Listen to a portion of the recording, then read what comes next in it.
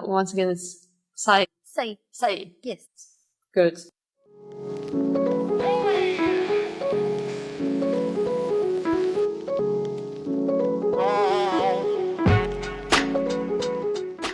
Welcome to a Not a Perfumery podcast, where we discuss sense and connection to wellness, art, and innovation. My name is Tanya Mironova, and I'm a podcast host for this episode and hopefully for the future episodes as well.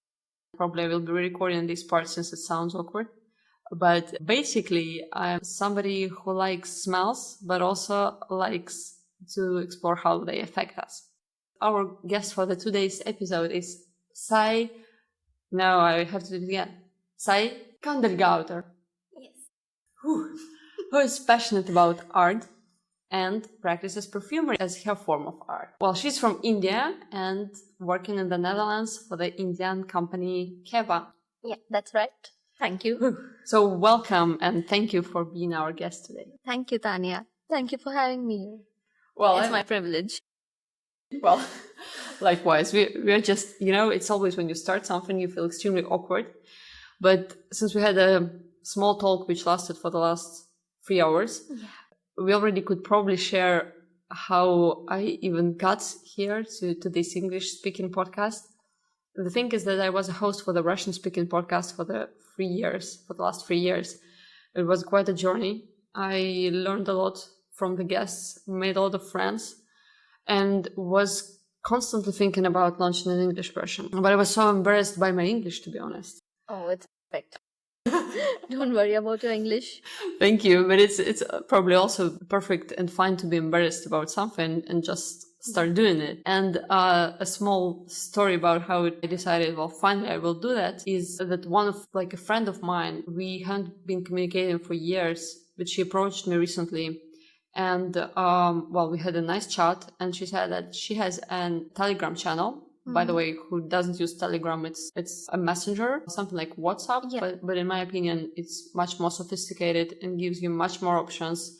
Okay. And it's just way better. And she had a small blog there. So one of the advantages of this network is that you could have like your own Instagram or, your own channel. Exactly. It could be a sort of blog, blog in a messenger, which is very useful. So that people who are subscribed to you, they shouldn't go like anywhere. They could just log into the messenger and see what's there. And one of the posts which she had, one of the first posts, was her basically saying that are there any things you would regret you have not done in a year?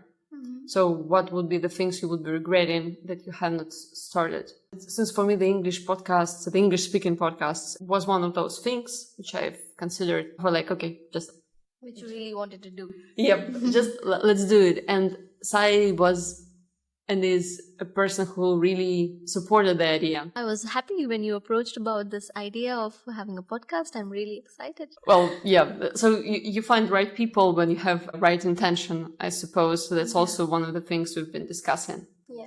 But back to the business, to what we are here for, since maybe not everyone is into this kind of thoughts and these discussions. We are really trying to spread the knowledge about olfaction in different forms and about perfumery, and not even as an industry but more as a way of life, since for many people and for Sai definitely it's the case. I've made a list of awkward questions and I will start from somewhere. Yes. First of all, tell a little bit about yourself. So I can take you back to my childhood, and I was always inclined towards art and drawing and painting. So that was my favorite thing. And also I was equally inclined in sports. So I always liked to do something which needs a lot of concentration. And then as I grew up, I started developing an interest in the science and how things work, just to ask how questions a lot. And that's how I decided to pursue graduation in biotechnology. So I did my 3 years bachelor's degree in biotechnology. And when I was in that college, like in India, it's called college, when you are doing the bachelor. The bachelor's for 3 years was biotechnology. But then in the same college, there was one specific corridor, which whenever I used to walk through that corridor, there would be a different smell always, and a pleasant smell, like not like the chemicals which come from a chemistry lab. So I was extremely curious to know what is this, like how do they create such good smells, and why is it that only one corridor of the whole college smells like this and the rest of the college smells different. So that's what intrigued me to find out that what is it exactly. And then I tried to find out, okay, what is this happening here? I need to understand. So I asked one of the professors. They told me that this is a postgraduate course. It's about perfumery and cosmetics, where you can learn how to formulate them. And so I looked up on the brochure of the college, and I asked them, like, what is the qualification that you need to enroll for this course? That's when they said, okay, you need a bachelor's degree, and there will be an exam, and if you clear that exam, you will be taken for that course. So instead of doing masters in biotechnology, I decided to pursue this perfumery and cosmetics for my post-graduation. Wow. And then I applied for this course and cleared it, and I got selected to be a part of this course. So that's how I did my post-graduation in perfumery and cosmetics. Wow. That's when I realized that there are these professions also which exist, because I have a good skin, you see, like, because it's not like often that you go through a corridor and you just see. And it was in the same college where I was studying. That's how I got introduced to this course, because it is the only course in India. So you didn't enroll to this college for the perfumery stuff at all? Like, I was there since my after my 10th grade, for 11th, 12th, and for graduation, I was in this same university or college. And the same course happened to be in the same university. That's how I discovered that there is something like this. I never knew about it. So I never knew before coming into this course that there is a perfumer, there is a cosmetologist, and you could be a person who is formulating these products. Because we use on a daily basis, but we don't realize that it is also a different industry. And then I realized that there is a F&F industry, fragrance and flavor industry. That's how I got introduced to it, and then the journey started. So it was a 2-year course. I completed the course, and there was like a placement which happens, like a placement where companies come take interviews, and then that's how I got placed in Keva. So I started my journey in 2016 as a trainee evaluator. So it is like you understand how, like, it's like your first step into the industry, and I was very curious and also nervous to start the journey. But yes, it has been a beautiful journey, I would say. And while there was an interview for this job, I was actually open for both, like cosmetics and perfumery. So it depended more on where I land up. So I was open for both, because both need scientific plus artistic abilities. So whether it is color cosmetics or lipstick shades, you still need creativity. Whether it is perfumes, you still need both. So I was very much open, but I landed up in a perfumery company. That's how my interest began to increase in perfumery. So then for a year, I was a trainee evaluator. Then I was promoted to a junior evaluator. Then that time I was catering to like different markets, like the Southeast Asia market, the Africa market, the Middle East market. And like there was a lot of exposure to different categories of fragrances and smelling those products. And that's how I got into perfumery. So that's how I started, like that's how the journey started. This journey is very reminiscent of finding a book in a library or finding a magazine in a metro station, like in a train. But yours is, well, sort of like that. I really like this. Yeah, stories. It's like something accidentally I discovered that there is something like this, because that's how it started. So you started working as an evaluator. Please, well, maybe in a few words, to explain to our listeners, what do these people do? And so evaluators are people who coordinate with different teams in the organization, like the regulatory team, there is analytical team, then there is perfumery team, like the team of perfumers who formulate fragrances, then there is a sales team, marketing team. So evaluator is a mediator or a connecting link between all these departments. And basically an evaluator is a project manager. But I was always inclined towards creation. I always wanted to formulate fragrances. That's why I changed the department from evaluation to perfumery. But the role of evaluator is huge, because a lot of times the evaluator is the face who presents it to the client along with the marketing person or a salesperson. So most of the times the perfumer is a secret or discreet. Uh-huh. The project it is presented to the client, the face is the evaluator or the project manager. All right. But I believe there might be some situations, at least nowadays, when a client wants a particular perfumer. Yeah. That does happen. But there are a set of perfumers who are more famous and who some clients really want it from a specific perfumer. So sometimes even perfumers are promoted, or now it is more open. In the initial years, it was more discreet. So I think we are currently in the modern perfumery where things are more open because of social media, and so it has become more open. Earlier, it used to be like super discreet. I am also a part of the modern world. Earlier, I mean to say like 20-30 years ago, it was quite discreet. No one would know who is the perfumer of this fragrance. Right. Now it is very much open, and that's why people want to have a product from a specific perfumer, because that perfumer is well known and like even more talented. Like they like specific perfumes created by that perfumer, so they prefer a specific perfumer. And I also believe they could like find somebody whose mindset and whose values they share. Yeah. So if you come to a company and you try to explain like, oh wow, I'm into yoga, I'm into fitness, I'm into this type of nutrition, I'm into these values, and it will take ages from the sales team and from probably evaluator to understand you if they like how to bring this information to a perfumer who probably like, I don't know, in my case, who doesn't do sport, who, I don't know, that has no clue about wellness trends, or who just, Yeah, so the perfume, for that perfumer, it would be really difficult to relate with what the client is expecting. So yeah. Yes. And it will take ages for the team, like for the evaluator and sales to like, I don't know, this perfumer in that case gonna need like a vacation, a retreat in one of the beautiful places you've shown me previously in India. Yeah, just to understand what we are talking about. Yeah. And for me as a client, if I could imagine myself being there, it just doesn't make sense to spend so much time on connecting myself to a person who you may not connect. Yeah, so for me personally, it would be lovely to have a list of perfumers with a short description of their values or what they are up to, so that I would connect directly to a person instead of explaining for ages. Yeah, that's really a good idea, actually. Thank you. Though I believe that perfumers sometimes like this part, probably because they would be otherwise limited to their values and their interests if they never have clients who challenge their values and interests. Yes. So they don't have to go somewhere and do something new for them. Maybe they won't feel that way. I don't know, like.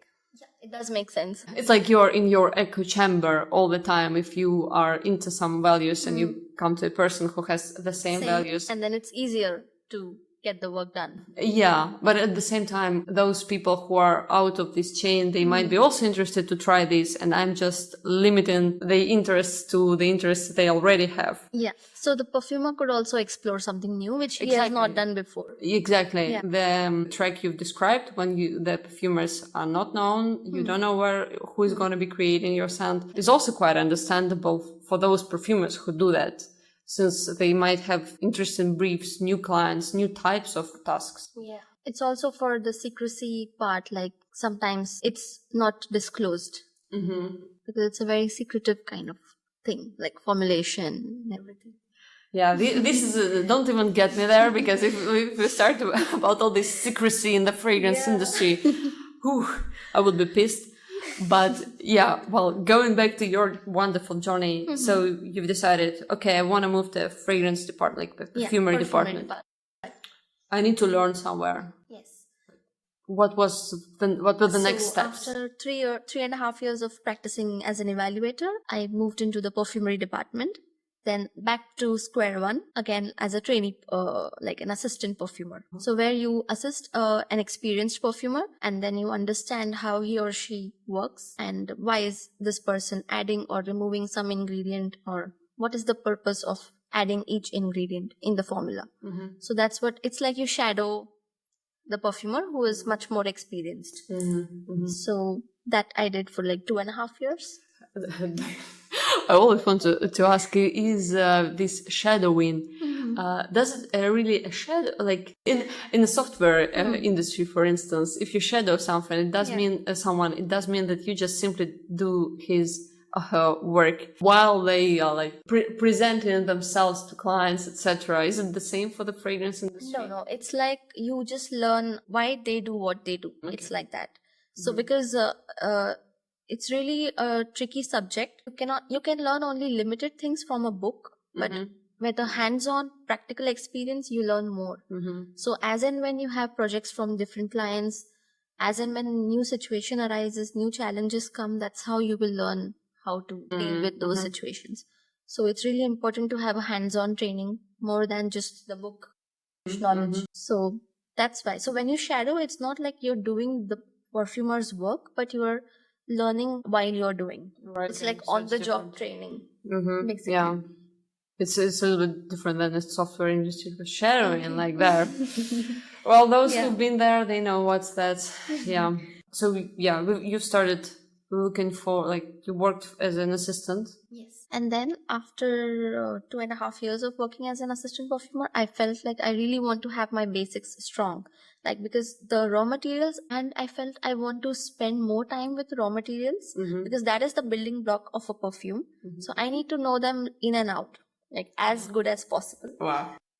So, and also I wanted to understand a different perspective.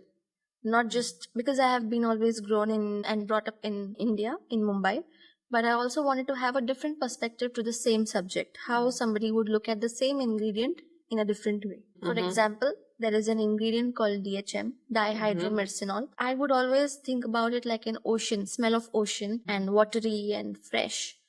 And when I came to France, I understood, okay, it also, like, it is citrus, fresh, lemon. Like, I got to know more specific classification of one particular raw material, like what could be the most precise classification possible. So it gave me a new perspective, and how different people can look at the same thing differently, yet there is something in common.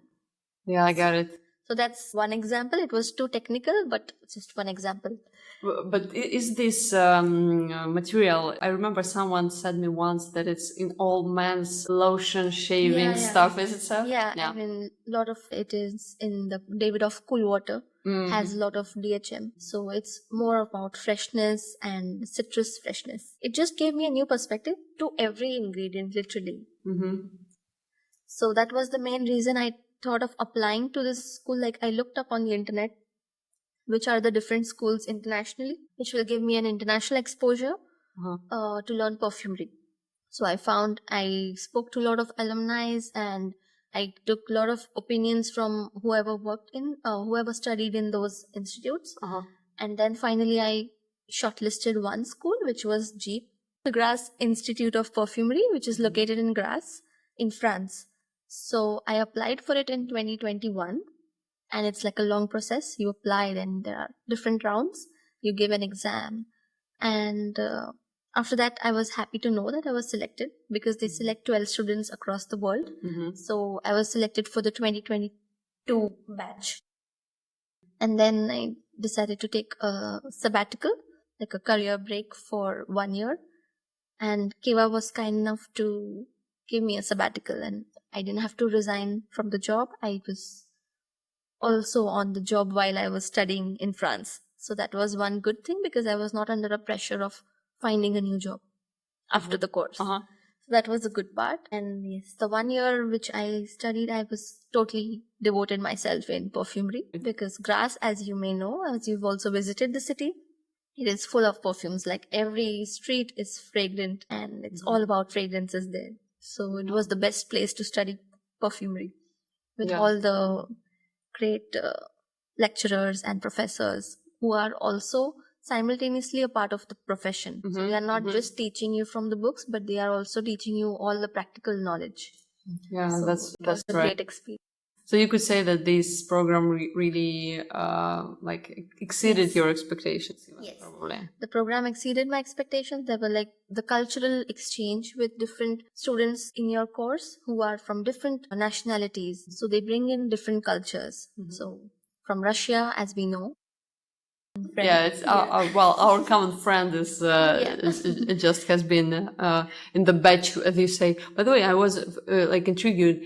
The word batch, you use it from the fragrance perspective, or it is a normal thing, because I don't know, The word batch?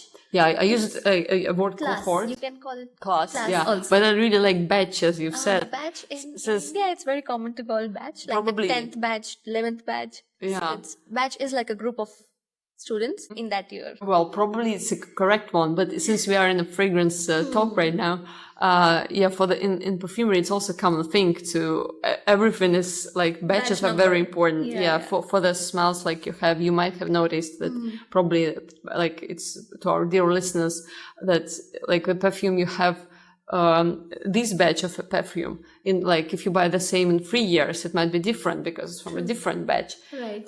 Because raw materials were from different batches, from different years, from different seasons, from different like humidity, etc. So that's why I was intrigued that you used batch for the people, and also like in the fragrance industry it's used for in Jeep they always say class of 2022, like that.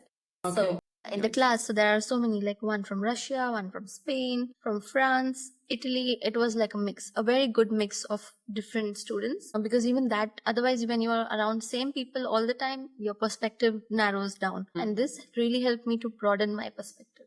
Yeah, I believe it was a very cool experience. After the studies, because I know that the studies, for many people, the difficult part starts after the studies. Since, they have to start to find an internship and possibility to find a job or open their own brand, as some people did. But what was that like for you? So almost when I was towards completion of the course around November, I approached Keva again because I was very much in love with the European style of working and perfumery as well, the way they interpret fragrances, the way it is created, the way they think about. I was really impressed, and I really wanted to continue the perfumery journey in Europe.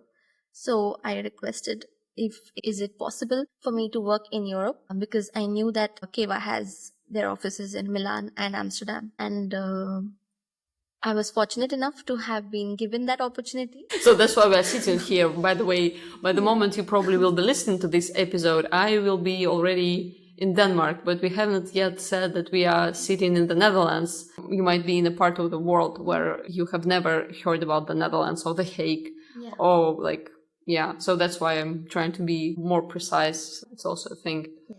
So we are sitting in the Netherlands right now in my rented apartment, which looks like a boxing party, not an unboxing, but boxing party. And talking smells, and like the office of Keva is also located in this beautiful country. Yes. So there is an office in Almere, if I'm pronouncing it correctly. I believe it's more or less close. So something which you see and looks like Almere. It's the place we're referring to. So yes, I work in Holland Aromatics, which has been recently acquired by Keva. So I work on all categories, and now I'm working as a junior perfumer, and it has been a lovely journey as of now. I'm so excited because every day I have a new challenge, new kind of work, and I'm working because it's across categories. The challenges in different categories are different. So to mask the odor of the base and the pH level and a lot of chemistry along with artistic work. So the best combination, I would say. Yeah. And I was thinking about, like you mentioned, you work with all the bases. Yes. Before we go to the artistic part, maybe you should just call the types of bases so that the listeners who has never includes like all the products that you use from morning till night. If you want to think about it, like a shower gel, a soap, then toothpaste mostly has flavor, and then there is shampoo, conditioner, hair mask, hair oil. Then there is a fabric care section which has detergent powder, liquid detergent, fabric softeners, then laundry care basically. It could be industrial use also. Sometimes mostly it is for personal use, like in the household. Then there is home care, which has room spray, air fresheners, diffusers, electric diffusers, then the floor cleaners, and the dishwash. Then for the dishwasher, so it's all pH sensitive. Then toilet cleaners, bathroom cleaners, everything that comes for a household care. So everything has a fragrance as a part of it. So the product has a base plus fragrance is added. That's how the product is complete. So there is personal wash, home care, fabric care. There is also candles, which comes in home care, reed diffusers. You do candles as well. Oh wow! I mean, well, I'm saying why because it's one of the most difficult bases as far I'm as learning because applications. I don't have much experience in candles, but I have started to work on candles and I'm understanding the technicalities of it. It's really challenging. But with your curious mind, I'm pretty sure you will be doing fantastic. Yeah, but I'm really learning to work on candles. And then there is solid perfume. Again, if it is water soluble or oil soluble, also makes a difference. And then, yes, mostly I think. And then there is fine fragrance, deodorants, roll-ons, more the niche, and fine fragrance are more on the expensive side, like with a high budget. Also, the budget plays an important role in all these categories. Of course. I think mostly we covered all these, all the categories possible. I might miss out. But it's totally fine. It sounds like Keva, does cover all the categories, which is also like important thing to consider. Yes. Since I know that some small product producers, of course, we are not talking about Keva, but small producers, they have like a specialization, so they don't just go to other categories since it's too complicated. They don't have enough knowledge, enough specialists to just deal with this category. Because here you have an application lab who specially also checks about the different bases. So there is body care, which I missed out, which is like lotions, creams, and body scrub. Then there is a special category for baby, because for babies there are different regulations. So there is baby care, all of that, like literally. Every product that we use has fragrance, like a sanitizer also. Especially from COVID, the sanitizers has increased the usage of sanitizers. Yeah. But since you mentioned all these categories, there's one thing which is I'm very concerned about. It doesn't have to be like in connection to a particular company and anything, but you probably witness that right now there is a huge consumer demand for cleaner products in all regards. Not only hygiene for and I'm even also mean the content, the ingredients. Yes. So if we were like very happy with having petrochemicals, well, of course we would continue having those since a lot of raw materials are from petrochemicals, of course. Those which are used in the base but do not have a fragrance in purpose. People want to have more visibility to understand more what's inside. And there are more and more restrictions as the more the researchers happen. There are more restrictions like allergens. Like we need to always specify what allergens we are using on the label. Then there is biodegradability. So we need to be careful about what ingredients we are using. Is it biodegradable or not in the future? Because again, some things go in the waste. So we need to know if they can be recycled, reused. So a lot of customers come up with saying that we need a vegan product which is not from any animal source, no harm to animals, and sustainable products which are sustainably sourced materials, like without damaging the flora and fauna of the environment. Because if something is going to be endangered, it doesn't make sense to be still cutting and using it for perfumery. So there are a lot of ingredients which we no longer use because they are on the verge of being extinct or an endangered species. So we avoid using those materials. So it's very important to take care of the environment while having this creative process. Well, I'm just really happy to hear that. It also think, you considering your daily job. And I believe that most of the big companies do that, or all of them. But just for our listeners, I wanted to raise your awareness that this is a really big field and a lot of innovations happening there. Because, and also partly reasons to this, to the problems we have. And when every time I read on a diffuser that it could be endangering the ocean life, just look at it and I think. And also while blending, a lot of times I've seen that if you use plastic pipettes, it goes in the waste and it's a big, it breaks my heart. It's a huge pain. Yeah. It was for me as well.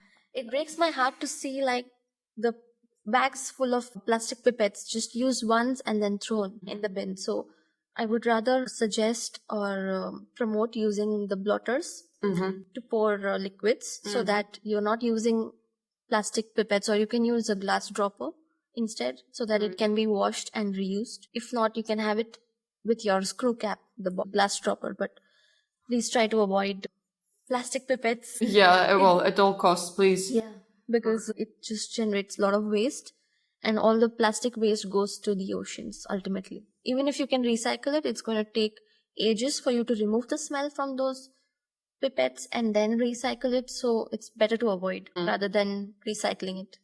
I would agree. Where you could do that, please, like, guys, consider it. But yeah, I believe everyone understands it. But for me, it was also heartbreaking when I saw just... Full of. Yeah, it's like, and they say, like, you couldn't do anything about it. Well, actually, I could. Like, guys, if it's something you really need for the creation process, well, these are the bad news for you, probably. Not just use one blotter for every, and then those papers can be reused, and you can always recycle the blotters, but you can't recycle the pipettes. Right. So the good news is that we are on a sustainability journey with young and inspiring perfumers. But like, I wanted to ask you one thing. When you were, like, you received the contract and it was like written a Junior Perfumer, how did you feel? Like this, like, plate? I felt like, yes, I am going one step closer because I want to be a perfumer.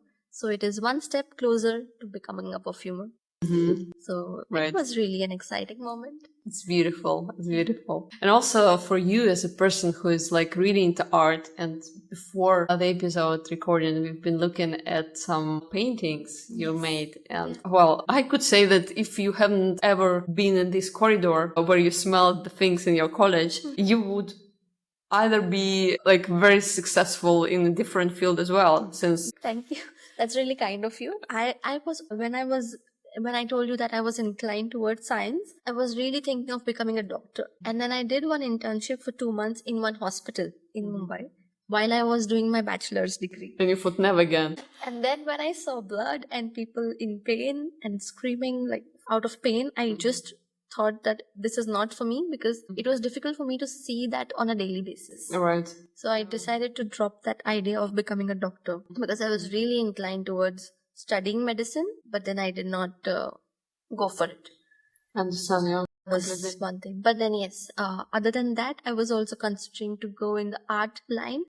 Or to paint blood instead of seeing it, right? Exactly. Right. Or create something that smells like blood. Okay. Yeah, so, but then I am very much inspired to create fragrances. I'm very much inspired by colors and nature and the travel experiences. So, especially painting. So, it's in my head. It's like I am painting a fragrance. It does make sense. Yes. Because I associate the raw materials so much with color that it's almost like a painting for me.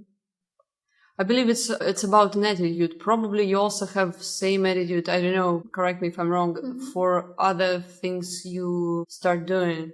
I mean, of course, like painting, it's painting. Yeah. But if you like paint a fragrance, I also believe that you might be also thinking like that about cooking or about some other fields where it's some creativity required. Yes, that's true. Oh, it sounds like we are here. I don't know, like... It comes from an emotion. I think the core idea is to be able to express. So through paintings, I am expressing myself. Also through fragrances, I am able to express myself. That's the reason I want to be a perfumer. So that I can touch the lives of people who are smelling it, so that they also feel some emotion. It could be any emotion. Just they need to feel something.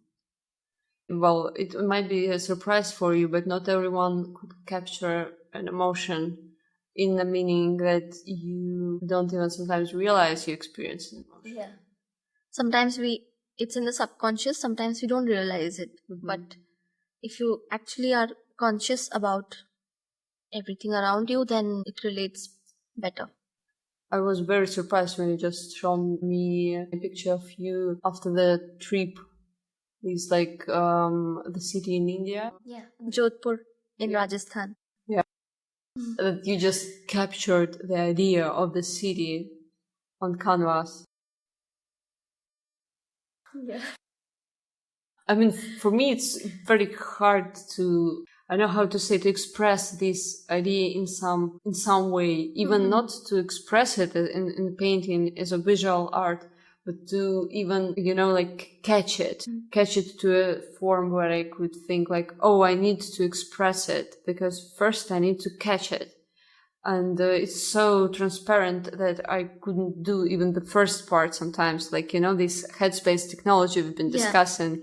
Yeah, I need to to put a lot of equipment on me to capture this idea. And when you not just capturing those, but you also could afterwards present them in a different form. This is something very inspiring for me about you. Thank you so much. So that was more the visual part.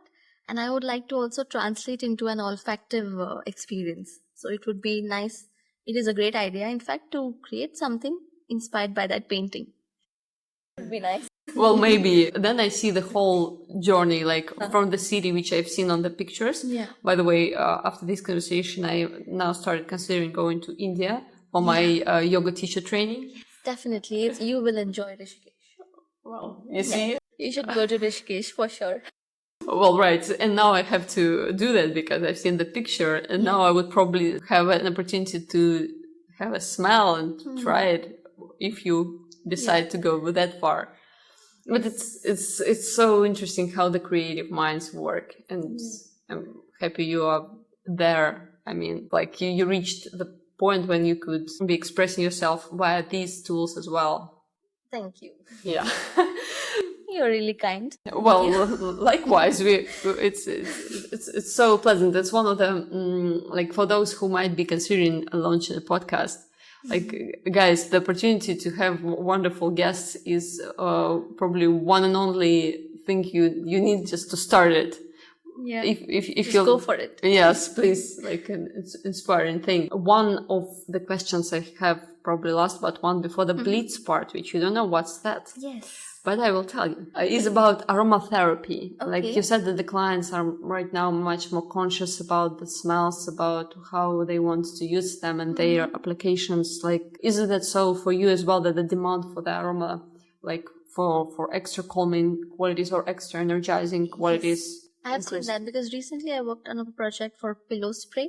Because of that smell in the background, you fall asleep. It helps you to relax. So I believe it's one of the part of aromatherapy. Industrial way of looking at it as an aromatherapy, because ultimately it's going to play with your senses. And so you need to think me as a perfumer, if I'm creating for a pillow spray, I need to think what is a fragrance that will relax my mind, which will calm me down. It cannot be something energizing. It has to be calming and soothing. I feel aromatherapy plays an important role in understanding the mood of the fragrance. You almost moved to bleeds because one of the questions there, and I know them, but I will ask you, when you thought about these calming properties, what were your thoughts? Initially? First thing which I did was, when I came across this kind of project, was to look into the books, because we also have a library. So I looked into books. There was few books on aromatherapy. Sweet. As well. So because the books always have a good amount of information. So it had a lot of information about the most common which we most probably know is lavender, which has a very good sleep inducing property. But in India, there is one tradition for small children, like babies. They put nutmeg, the paste of nutmeg on the forehead, and it makes you fall asleep. So it calms down the baby. So from that tradition, it's you rub it on a stone, like a hard stone, and then you form a small particles of powder, and then you put a little bit of water, make a paste out of that powder, and put it on the forehead. Cool. So it has a sleep-inducing property. So from that tradition, which means nutmeg oil could also have, we really need to test and try. But from that tradition, I would definitely try nutmeg in the pillow spray. Also, considering all the regulatory aspects as well, keeping everything in mind.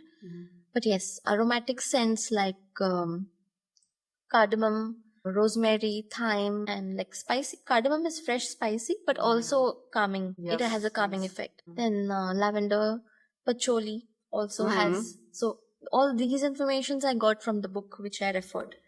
So which really helped me to get a direction before creating. Again, you added your creativity, since I believe nutmeg might not have been there.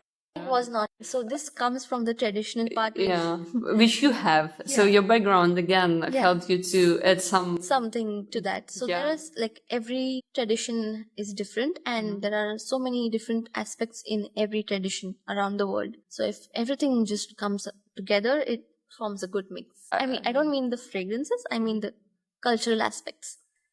I really like this application, this particular one. I mean, this type of sprays, since I remember it from like very long ago in one of, like, I don't know, 10, 15 years ago, I've seen like a lavender sprays. Well, I never had those, but yeah, it's still interesting. Yeah. Very It's very calming and soothing that you fall asleep. Yeah, well, but guys, don't forget that first of all, you need to like have less stress, gaze in the morning, then also. Mindfulness, more of mindfulness. Yeah, so the spray won't help if you guys Are stressed all the time. Yeah, if you've been like partying all day and then No. like, oh wow, I mean, Let me just spray and sleep. and It yes, doesn't help no, like no, that. no. It's just an extra spot when all the basics are met. So Exactly. yeah. Well, thank you for that nutmeg thing. I will be considering it since it sounds a little bit like from the Ayurveda like perspective. Though I've never seen this particular practice there. It's just maybe a national thing to do, cultural thing. Well, sounds good. I don't really like nutmeg in food. I don't know why.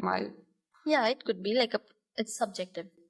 My dietitian recently, she's Turkish. She, like, parents are Turkish. She's Dutch, but like, of course, culturally, she still has some Turkish cuisine ideas in her head. And she recently recommended me, since I'm vegan, a mashed potato with a little bit of nutmeg there. And I was like, listen, about nutmeg, I was thinking, no, I don't really like it in food. I'm fine with the smell. I like it, but not in food. But now I will be trying it. Yeah. And now you can. And I think in the bechamel sauce for the pasta, there is already nutmeg added. So probably guys knew like that. If you buy a store-bought one, I think it has nutmeg. Or if you see the traditional recipe, I think it has. Cool. So nothing new probably for some of our listeners, but it was really new for me. So Blitz part. Well, it was a very lovely conversation. I feel very thankful for having you today. Thank you for having me here. But I prepared you something tricky. Okay. So what is Blitz? For those who don't probably know, it comes, I believe, from the German word Blitz. Closest, I guess, idea of what it is. It's something done very quickly. Okay. Like a rapid fire. Exactly. So it's like with the speed of light or anything. And Blitz questions basically mean, I believe in different cultures, they are called differently, but it's you just ask a question and the person answers without really thinking. Okay. I couldn't say that from like the first thought that comes. Right. Yeah. First thought. I couldn't say at the same time that this is the most like efficient way of asking questions, since eventually you could still, I believe, sometimes answer first thought and it will not really reflect you. Okay. But it's still fun to do that. Yes. Then afterwards, when we finish it, I'm pretty sure you're going to be like thinking, or at least I would be, if I were you, I would start thinking afterwards, did I answer that? Is it really me? Yeah, it could happen. Yeah. I understand. But we could rehearse it a little bit, like vanilla chocolate vanilla ice cream or chocolate ice cream. Chocolate ice cream. Well, sure, of course. I'm also into chocolate ice cream. By the way, it could be genetically tested. If you choose... I'm like always up for chocolate. Well, I'll show you my genetic panel. Okay. I'm so interested in this. I knew that it would be chocolate, and it was chocolate. Oh, wow. That's interesting. So yes, it's pretty weird. But this is an easy one. Yeah, I got it. A simple one. But there is you have more. Yeah. So opening a Blitz okay. file. Rose or jasmine? Rose. Vanilla or lavender? Vanilla. Which last accord have you created? Last accord? Patchouli. I mean, it has patchouli in it. Well, good, but it's also rounded by something else to sound more patchouli than probably... I mean, the last fragrance I'm working on, the latest one, is in and around patchouli. That's what I meant. So one of... okay, so it's a perfume around it. Okay. Yeah. But you mean accord? Yeah, if there was any recently. Fig. Yeah, cool. I love it. I mean, one of my favorite. Mine too. We have a lot of things in common. So, dream destination for an olfactory inspiration trip. Okay. Africa. Wow. Because I want to do the safari. Mm-hmm. And I want to really see like how it inspires me olfactively. I believe it would, knowing from what I've seen so far, yeah, you would be inspired, definitely. Preferred time for a fragrance creation, day or night? Day. Well, would you prefer to create a signature scent for a Sunday brunch or a Friday night? Friday night out. Okay. Energizing. So what last application you worked for? So was it this patchouli perfume you've mentioned or something Yes, else? that is fine fragrance, the patchouli perfume. It's for a competition, by the way. No. Which I'm participating in. It's the patchouli competition. Very cool. Could we leave it here in the podcast? Yeah. Okay, right. Patchouli competition, but last application from the whole panel you worked on. The pillow spray. The pillow spray. What smell brings an instant smile to your face? Okay. Can I think? Well, yeah. Citrus. Citrus, yeah. Probably. So if you could only use 3 notes in an alcohol-based perfume, like first notes of choice. Okay. It would be amber, patchouli, and rose. Okay. For sure. Yeah. So someone from the listeners need to make a perfume or an application with this smell so they know where to find you. If you had to create a perfume inspired by a famous actor or actress, who would it be? Okay. Can I say something else? Like what you don't expect? I'm not very much into movies and actors. Finally, because So I thought really you don't have an answer for this. Okay. Because I do admire people's work, but not really inspired by any. Yeah, but if I have to choose one, it's Priyanka Chopra.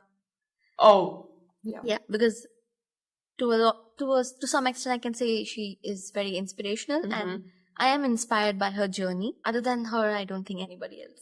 Well, right. She well deserves it.